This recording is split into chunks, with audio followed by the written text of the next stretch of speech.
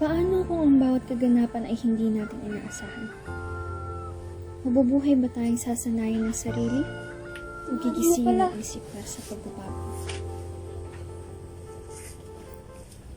Hoy, gumawa ka na dyan. Tanghali na may pasok ka pa.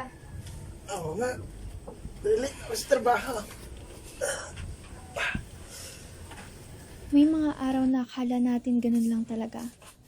Pero lingid sa ating kaalaman, na ito pala pinili lang natin paniwalaan. Papasok na ako.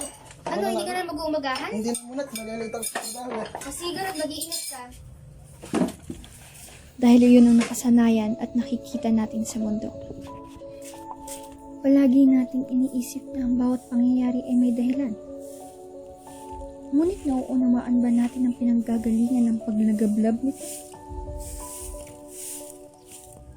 Pakapindi naman ng init tikat ng araw ngayon. Samantalang kagabi, napakalamig. Ay, pakiramdam ko. Pinipili nating mabuhay. Mali ba?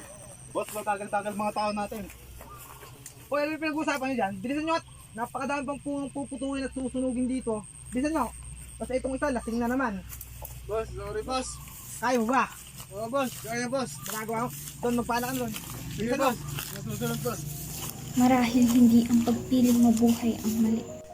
O sige, simulan na yan, lahat. Yung iba magkuha ng mga kailangan ulinin at panugin. Kundi ang paraan kung paano natin piniling mabuhay. Sandali nga, bantay mo kami. Ano ba nangyayari sa'yo, inay? Biglang dala ko nahihilong. Tandaan, inay. Ang sakit talaga na aking ulo. Dala mo na anak para may babagsak. Kumain ka na, inay. Malitaan mo tuloy yung imitay.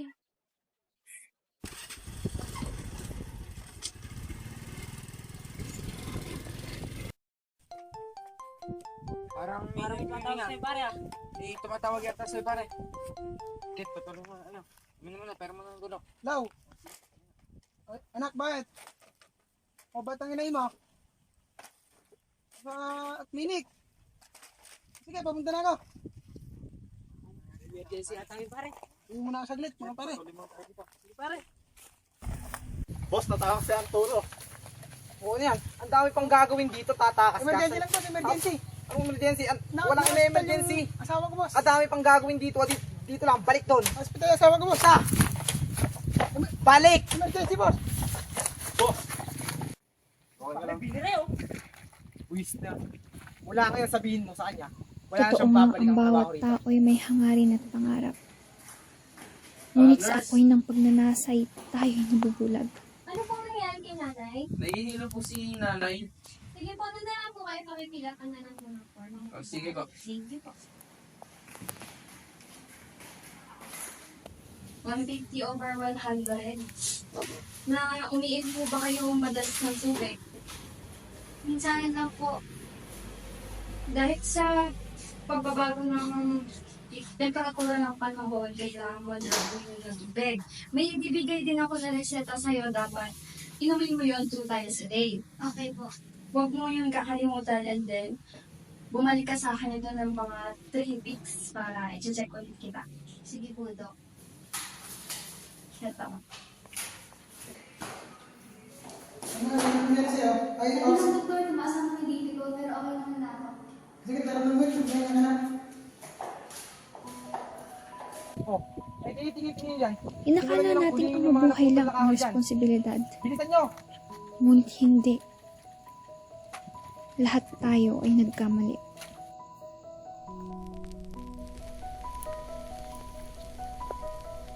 Nakukulangan pa ako sa kinita namin pera.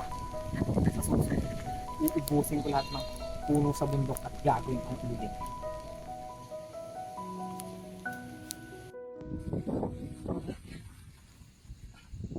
Hindi lubos sa kalaing kailangan pang dumating sa ganitong sitwasyon bago may mulat ang mata mula sa mga pangyayaring hindi naman dapat.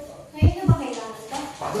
Dok, tulong po. Ano po nangyari? Ano nangyari? Bigla po naman mahal yung boss ko. Sige po, kay ayos. akala natin tama lang ang pinipili nating isagawa para mabuhay. Ngunit dulot ng mga pangyayari, napagtanto nating hindi dahilan ang kagustuhang makahanap ng pagkikitaan para kalimutan ang responsibilidad sa ating kapaligiran.